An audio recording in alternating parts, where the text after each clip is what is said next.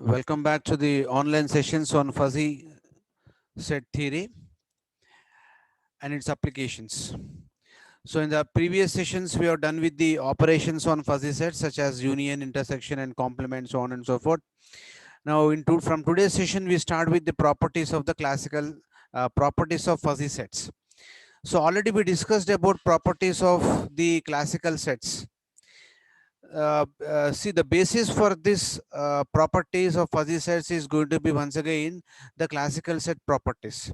So already we have dealt with these properties in our intermediate, and when discussing about the PTSP subject also we discussed about the classical sets.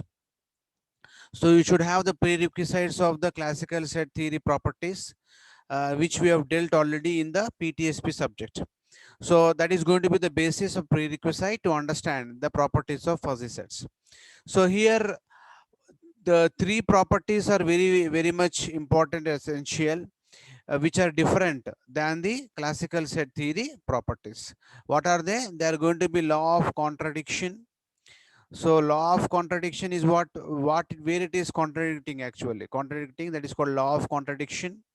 And law of excluded middle, absorption of complement. So these properties are going to be different with respect to the classical set theory. Let us look into this law of contradiction theory. A intersection A bar is equal to phi. Phi is nothing but null set. A intersection A bar is not equal to phi. So they are different now. So similarly, law of excluded middle, A union A bar is nothing but equal to capital X, which is nothing but the universal set. And whereas here A union A bar is not equal to exactly the universal set for us. So that is what really going to be like law of excluded middle. And we have other properties like idempotency, involution. So we'll try to discuss these first four properties in today's session. And next properties like commutative property, associative, distributive property is exactly same as what we discussed earlier in the probability theory and stochastic process subject. So let us start going with these particular properties. First property is going to be the law of contradiction property for us. So in this law of contradiction property, so the three properties that we have mentioned, like law of contradiction, law of excluded middle, absorption of complement. So these properties are different in comparison with the properties of crisp sets. So crisp set means what? It is going to be the classical set theory properties is known as crisp set. So these are the these are the three properties which are different with the classical set theory properties in comparison with the fuzzy set. Now what is the first property we have just discussed now? Law of contradiction property. Now, what this property is going to tell in the case of crisp set, A intersection A bar, that means A intersection complement of A results into null set is equal to phi. Phi is nothing but null set. So, in general, what is the meaning of null? When you think null in terms of the database systems, say Oracle or any other database systems, when you add anything with null, it results into null only. That means 3 plus null is equal to null. Okay, so 8 plus null is equal to 8, minus 2 plus null is equal to null. So that means whatever you do operations with null is going to result in null in the case of the database applications. So null is something like which has got nothing is called null. So therefore for a crisp set, A intersection A bar is nothing but equal to null. That means null set.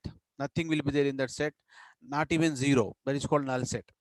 So for a fuzzy set theory, A intersection A bar is not equal to null set, is not equal to phi. This law is known as a law of contradiction.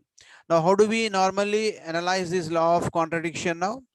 Let us look into the law of contradiction analysis now. Let us imagine a fuzzy set A for a universe of discourse X belongs to 0 to 10. So that means 0 to 10 all the values, 0 to 10 all the total values which are going to be there in the universe of discourse, or in terms of classical set theory, it is nothing but the universal set. So this capital X is nothing but universal set in the classical set theory. Capital X is nothing but universe of discourse in the case of the fuzzy set theory. Okay. So as we're discussing about fuzzy set theory, we are always going to spell capital X as the universe of discourse. Now let us take a triangular member function or a triangular function as a membership function for a particular set A. So set A is normally going to follow a triangular membership function. So I can write this A is equal to triangle of X. X are going to take the values which are going to be there in the universe of discourse, that is 0 to 10, and those X semicolon 2 comma 5 comma 7. So 2, 5 and 7 are the various limits on this of this particular triangular membership function. So 2 is the starting point of triangular function, and 5 is going to be the maximum value of the triangular function called vertex of the triangle, and next is going to be 7. 7 is going to be the last point in the and this particular triangle. So 3 points have been given. Based on these 3 points, we can simply draw this particular fuzzy set based on the membership functions. Now, mathematically, how we can represent this membership function? We can write this as in terms of continuous fuzzy set function, continuous membership function. This is a continuous membership function. So I can represent this as, to represent continuity, continuous function, we always use integrations.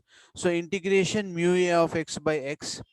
So here, remember always that we don't apply this integration to the result of this particular value mu a of x by x. Don't never ever operate integration on this particular value. It is only a representation of the fuzzy set if it is going to be continuous in nature. If fuzzy set membership function is continuous in nature, we're representing that with the integration. If it is discrete in nature, we represent by using summation symbol. That's all. It is only a representation sake we are going to write it by using integration with the basic concepts drawn from the discrete Fourier transforms or continuous Fourier transforms. Okay. So let us look into this now. Now, what is this functionality? A intersection A bar should not be equal to null set. In the case of the classical set, we have A intersection A bar is equal to null. As already we know about that. So that is the basis function we have. So general fuzzy set A, I can write as fuzzy set A. And when I apply complement of this, what I will be having now? Complement of this is equal to A bar. A bar means what? It is complement. Wherever you have minimum, you get maximum. Wherever you have maximum, you get a minimum. And the curve is simply going to be inverted triangular curve you're going to get, which is going to be complement of the set A, as going to be this. Now next, you have to apply A intersection A bar. So what is the mathematical form of this A intersection A bar functionality? It is going to be minimum value between the member function of A and between the member function of A bar, which depends on x, small x value, okay, which have been drawn from the universe of discourse. A intersection A bar you have to do, okay, which is not equal to 5 for us. Let us look at this now. A intersection A bar means minimum of these two member functions we are going to use. Okay. Let us start from here. So let us start from here now. When you start from here, what is that you're going to have now? Let us see.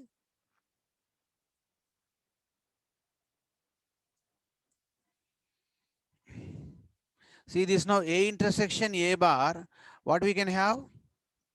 Minimum among these two functions I have. So A bar, it is maximum up to 2. Up to 2, A is minimum. So therefore, what is the resultant value? Among these two, what is the minimum? A is minimum. So minimum will be coming here. Then A is increasing, A bar is decreasing. So whatever is there A bar, that will be the minimum with comparison with A. Therefore, minimum is going to be like this, we're going to get. Then A bar is once again story. What is that thing we're going to have now? Let us see. Yeah. Now, this is the functionality that we are going to have. Yeah. So, up to here, up to some value, what is happening now? Middle of this value, A bar is, decreasing, A is increasing. Okay. So, therefore, what is that you're going to have now? What is the minimum value among these two that you have to really bother about?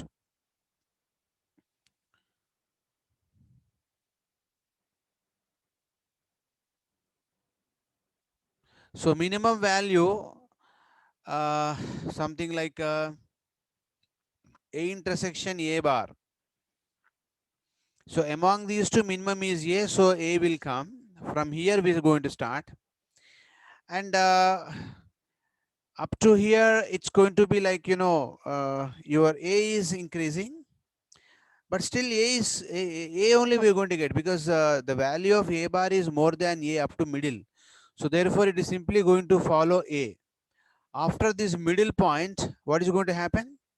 A bar is increasing. A is increasing than A bar. So therefore it is simply going to follow after this point A bar. A bar is now simply decreasing. So it is going to decrease. Okay. And similarly, it is simply going to continue with the rest of the things. See here, A bar is minimum, A is maximum here. At 5, A is maximum. At 5, A bar is minimum. So at 5, whichever is minimum, that will be coming. A bar is minimum, A bar is coming here. Then after this, what is happening? After this, what is happening? A bar is minimum up to middle. So therefore, it is increasing. A bar value will be coming here. Then later on, A will be coming here. Okay, A will be minimum. So therefore, A will be coming. Now that means, now this is the functionality that you have got. So A intersection A bar is having a value here. See, it is not null. It is not nothing. There is a value here. Therefore, it is not is equal to null. So that is what called one of the property called contradictory property.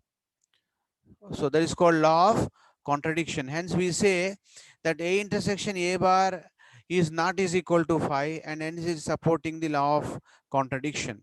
So as shown in these plots, what we can say now, A intersection A bar is not empty set. It is not an empty set. Since it is not an empty set, we say that the law of contradiction for fuzzy set is verified. Okay. Now next law is going to be, now same law we can simply analyze by using the discrete values. By using the discrete values, let us suppose there is a universal universal set values 1, 2, 3, and 4. And imagine there is a fuzzy set A is equal to 0.7 by 1, 0.5 by 2, 0.1 by 3, 0.6 by 4. A intersection A bar should not be equal to phi. That is the condition. That is the law of contradiction. So we have to verify the law of contradiction here. So for this point, what we have to do now? We have to find out A bar. So A bar means what? It is 1 minus 0.7 is 0.3, 1 minus 0.5 is 0.5, 1 minus 0.1 is 0.9. Okay, 1 minus 0.6 is 0.4 by 4. So this same thing divided by 1, 2, 3, and 4 will be as it is, which is nothing but complement of A. Now A intersection A bar, what is the formula for A intersection A bar? A intersection A bar formula is what? It is going to be minimum of the membership functions for mu A and mu A bar of X. So what is the minimum among these two that we have? Just see. It is 0.3 among the A, 0.7 and 0.3. 0.3 is minimum. Among 0.5 and 0.5, which is minimum? 0.5 obviously. And among 0.1 and 0.1, what is minimum?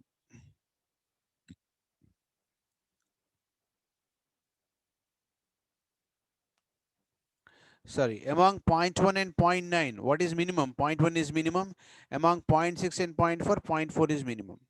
So rest of the thing is going to be same. That means we will be getting some value. Since we are getting some value which is not null, not zero, not nothing, so we say that it is not equal to phi. So therefore Using the discrete fuzzy set logic also, we have concluded that it is supporting the law of contradiction. It is contradicting with the basic law as per the conventional classical set theory. The next theory is going to be law of excluded middle. This is called law of excluded middle. From the crisp set A, if A is crisp set A, then A union A bar is nothing but is equal to X. This already we know. Imagine if A is having some value, what about A bar will be having? The remaining values which are there in the universal set will be there in A bar. Now when you perform A union this, we get the entire universal set. Now getting entire universal set means what? Final value, that means 1. The value is going to be 1 totally. So 1 is nothing but the maximum, that means we're getting all the values. That means it is the maximum value. Maximum should come as 1 here. Whereas when you come to fuzzy set, if set A is nothing but fuzzy set A, then A union A bar is not is equal to X, which is nothing but the law of excluded middle. So let us prove this law of excluded middle with the basic function. So we'll consider with the same function now. Once again, the same triangular membership function we consider to prove this law, where A is nothing but a fuzzy set represented with a continuous membership function by mu of x by x. Exactly same function has been taken. 2, 2, 7 has been taken. 2 is the starting point, 7 is the ending point, 5 is the middle point where we get a maximum value in the triangular function. Then let us come back to the original thing now. A already we have derived, already we have drawn this earlier. A is going to be the same function. A bar is inverted one, and this is A bar. Green one is A bar. See, this green one is green one is A bar. Blue one is A. Now we are doing the A union A bar. We have to perform A union A bar. Now what is the mathematical functionality or implementation of A union A bar? It is max of. Union means operation. So what is this operation we are doing? Some implementation. What is implementation here? For A union A bar, it is max of member function of A of x and member function of A bar of x. For all x belongs to x, we are going to write this. Now among these two, whichever is the maximum, that will be coming at every instance of value of x, continuous value of x. So among these two, which is maximum? A bar is maximum. Up to here A bar is maximum. That means the functionality, what is the resultant value? Up to here is maximum. Then A is increasing. See, that means the value will be coming like this. See, whatever I'm following with this fingertip. So this is the value I have, maximum, maximum, maximum. And after this, which is the maximum? Still, this is the maximum. And after this point, what is the maximum? This is the maximum. And it will be coming like this. So the function is going to be like this. Okay. Now, by leaving these values empty, nothing is there here. So same thing we are going to get here as the function now. See the red line, the red graph is nothing but the A union A bar function. So this is the final value A union A bar function. Now, according to classical set theory, it should result into capital X. That means A union A bar should result into 1. So 1 means what? It should be coming like this only, totally. But instead it is coming values below 1, like this you are getting. That means it is not is equal to the X value. It is not is equal to the universe of discourse. So therefore this law has been verified. Now same law I can verify by using the discrete set. So let us come back to discrete set theory as we have given in the previous slides. So same set we have taken as A is equal to 0.7 by 1, 0.5 by 2, 0.1 by 3, 0.6 by 4. To satisfy the law of excluded middle, it has to satisfy this functionality. Implementation max of member function value mu a of x, mu a bar of x. So it should be max of these two. Now, first of all, perform A bar. A bar is nothing but 1 minus 0.7 is 0.3, 1 minus 0.5 is 0.5, 1 minus 0.1 is 0.9, 1 minus 0.6 is 0.4. Now you have to perform A union A bar. Among these two, which is bigger? 0.7 is bigger, bigger is coming here, 0.5 is bigger, Among point 0.5 and point 0.5, obviously point 0.5 is there, which is the bigger one, which will be taking. See, if it is minimum, also point 0.5 only, because when you compare these two, nothing is left over to take except point 0.5, so we take point 0.5. So among these two, which is bigger? Point 0.9 is bigger. Among point 0.9 and point 0.1, point 0.9 is bigger. Among point 0.6 and point 0.4, point 0.4 is bigger. So now this value is not is a universe is not exactly equal to universal set. Therefore, it does not follow this condition. So therefore, it is not equal to universal set X. So the law of excluded middle has been verified. Then after this, let us come into the another property called idempotency. Idempotency means what? A intersection A should lead to A. A union A should lead to A. When A is nothing but a crisp set A. Now, when A is fuzzy set A also, we get the same identity. We get the same relationship. So it's going to follow the same property, same identity. Therefore, I can have idempotency property, I can say. Let us fulfill this now, idempotency property. Same example we'll take. Same triangular function has been taken. And this triangular function, how we can have now? A, this one A is blue color triangle, another one A is nothing but the green color triangle. A intersection A intersection A is nothing but is equal to A. A union A should be is equal to A. This is what the idempotency property which we are normally going to figure out. And when you simply do this process, A intersection A, what is A intersection A? Whichever is minimum. Whichever is minimum for these two, we have to be taken.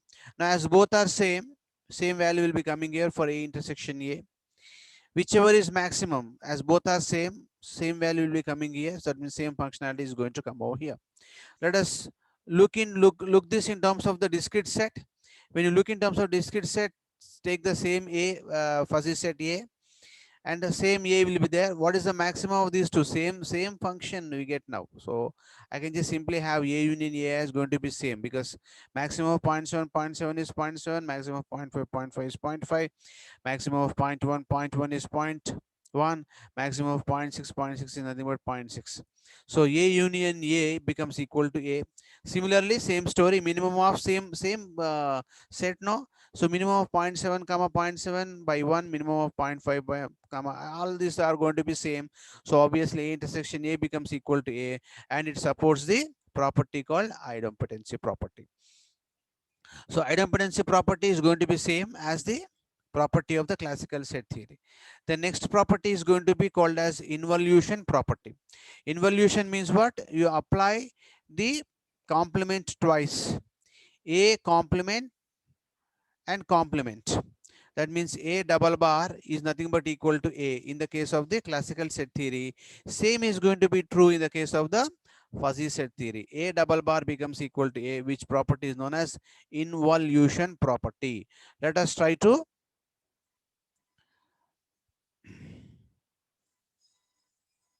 justify the same property. Same triangular function has been taken with a continuous membership value as a triangular value. Mu A of x by x has been taken. Same function has been taken. Let us see this functionality now. So A double bar is equal to A is the function we have. Now what is A bar? A bar is nothing but 1 minus A. So if it is going to be a membership function, mu A of x is equal to 1 minus mu A bar of x is equal to 1 minus mu A of x. And complement of the same thing is what I can have now, mu A bar. One more complement means what? To this I should apply 1 minus. So 1 minus mu A bar I'm going to write here, which is going to be like this. Now pictorially what we can have? Pictorially we can have like this. This is A, this is going to be A bar. So A bar is inverted A. A bar is inverted A. And once again apply bar to this, once again we get A. Obviously it is quite natural here, we won't have. So we can just have. So we can have more clarity when you normally go with discrete fuzzy set theory. So coming to discrete fuzzy set theory, same A has been taken here. Involution property is what? A double bar is equal to A. So the complement for fuzzy set A is defined as what now? Mu A bar mu a bar of x is equal to 1 minus mu a of x, and mu a double bar is equal to 1 minus mu a bar of x. This is the functionality we have, and a bar is nothing but simply inverted value. Inverted means what? 1 minus 0.7 is 0.3, 1 minus 0.5, 0.5, 1 minus 0.1, 0.9, 1 minus 0.6, 0.4. And once again apply complement to this. We get 1 minus 0.3, 0.7. Same thing we get, no, 1 minus 0.5, 0.5, 1 minus 0.9, 0.1, 1 minus 0.4, 0.6. These two are going to become same now. That means a double bar becomes equal to a double bar becomes equal to a. That is what called going to be called as a involution property for us. So these are the various properties, 4 properties which are there in the syllabus. Okay, as far as properties of fuzzy sets are concerned. In the next class, we'll try to complete this fuzzy set property by going with the other properties called properties of associativity, property of distributivity, so commutativity, so on and so forth. Thank you very much for the today's session.